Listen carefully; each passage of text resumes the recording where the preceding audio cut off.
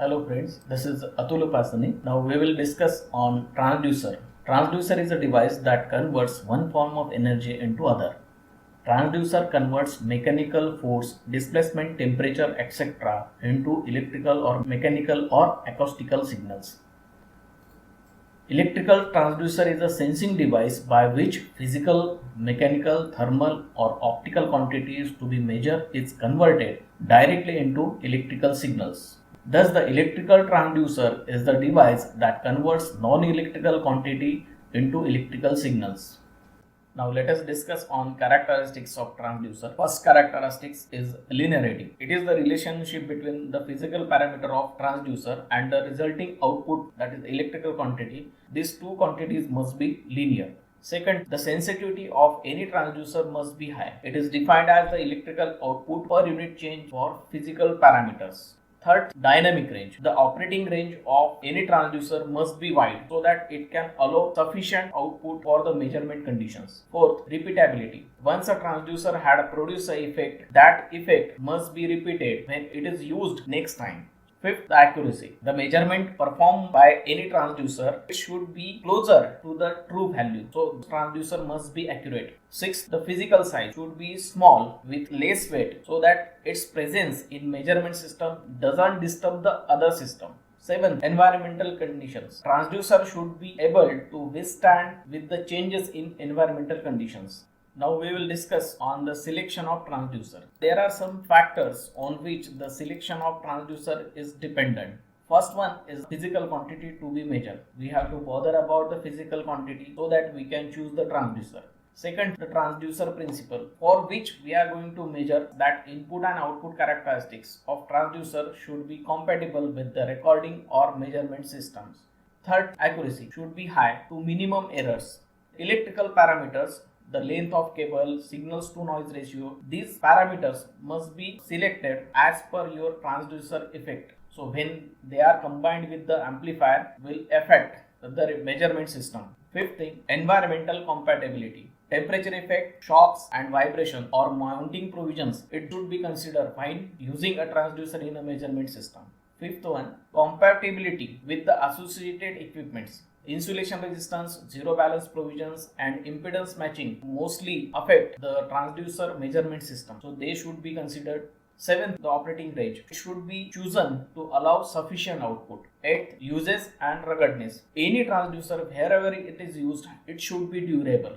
9th is the sensitivity of any transducer should produce sufficient output. So sensitivity must be high. 10th thing, the output and input should be linear. It should have a non-linearity effect there. Now let us talk about classification of transducer. This electrical transducer mainly classified into two types. One is called an active transducer and other is called as passive transducer. Active transducers do not require any external power for its conversion of physical quantity into electrical quantity. The examples are thermocouple, photovoltaic cell, piezoelectric pickup. These three devices do not require any external power for their transformation effect. So therefore they are called as active transducers. The second type of electrical transducer is passive transducers. These are the transducer where the transformation effect is produced by variation in some electrical parameters such as resistance, capacitance, etc., which can be measured as a voltage or current variation. So for this we need external power. So passive transducers are those which requires external power. The examples of passive transducers are resistance, strain gauge, thermistor and photomultiplier tube.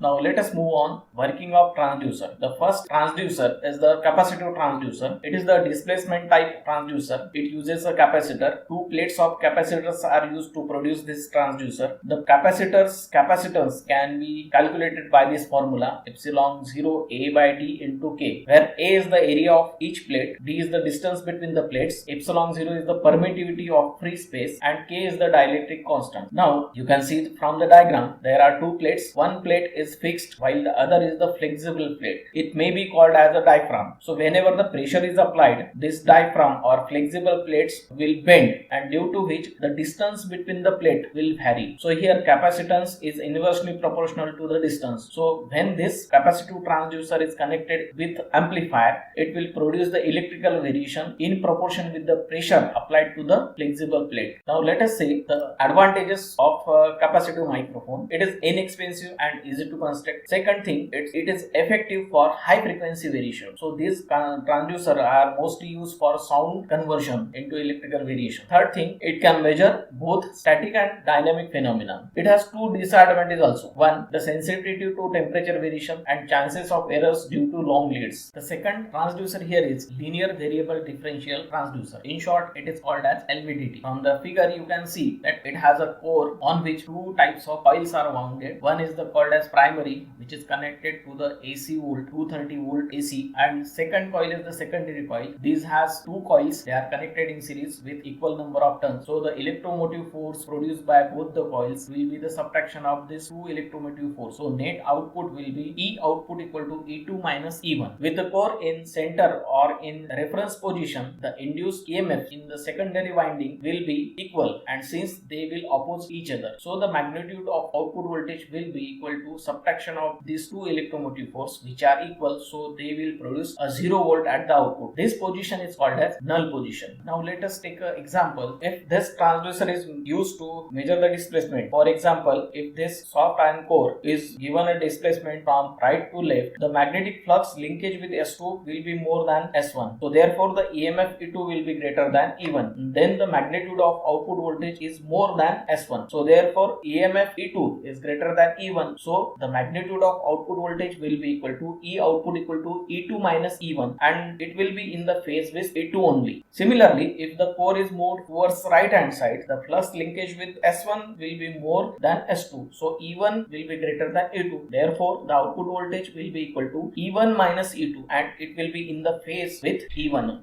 This LVDT has many advantages, such as it has good linearity, it produces high output, it is high sensitive, it has less friction, its power consumption is less, it has good resolution, and it has low hysteresis. Now let us move to next, that is thermistor. Thermistor is a passive transducer used as temperature transducer. It has negative temperature coefficient of resistance, that is the resistance decrease with the increase in the temperature. The resistance range of thermistor is from 100 ohms to several mega ohms. The resistance of this thermistor may decrease 5% per 1 degree Celsius increase in the temperature. This has high sensitivity for temperature measurement, and it produces very accurate temperature measurement. Thermistor is chemically stable and can be used in nuclear condition also. These thermistors are made up of some mixtures of metallic oxide such as manganese, nickel or cobalt. The thermistor is used with Weston bridge. One of the arm is connected with the thermistor. So whenever the temperature changes, the resistance of thermistor changes, and it will unbalance the arm, due to which the galvanometer will deflect. So it directly produces temperature variation into electrical variation. Fourth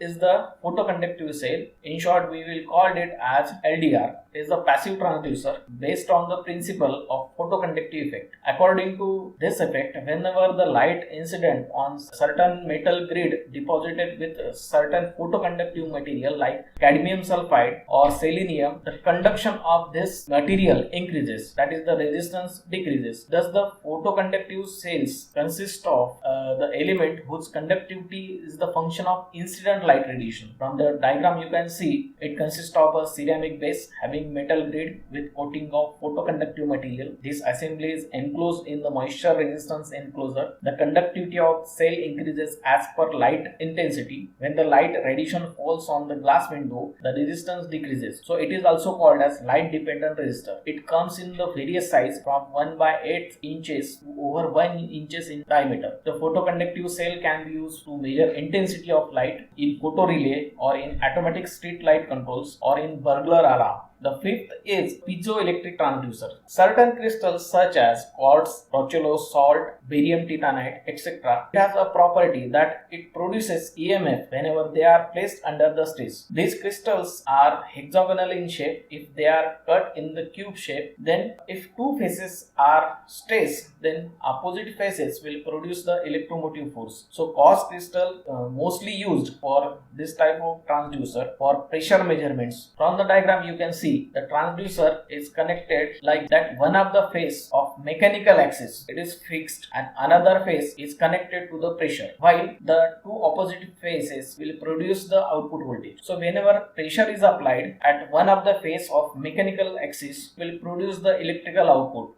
So in this way, pressure is directly connected into. Now the advantages of piezoelectric transducer. It has good high frequency response. It does not require external power. It is simple and has high stiffness. Though it has some disadvantage that it cannot measure the static pressure and the output is affected by temperature changes.